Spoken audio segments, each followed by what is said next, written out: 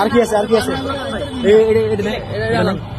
দাদা দাদা আর কি আছে আর কি আছে বের কর আর কে বের করে বলে দিলাম আমি বলি শোনো ভালো ভালো দাও মাল পুরো ছেড়ে দেবো যদি না দাও বলো আমার বাচ্চা ছোট আছে কি আছে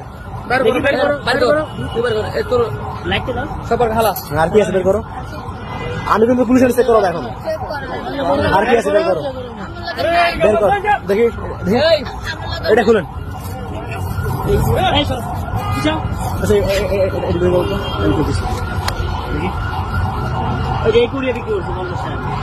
কত বড় প্যাকেট 50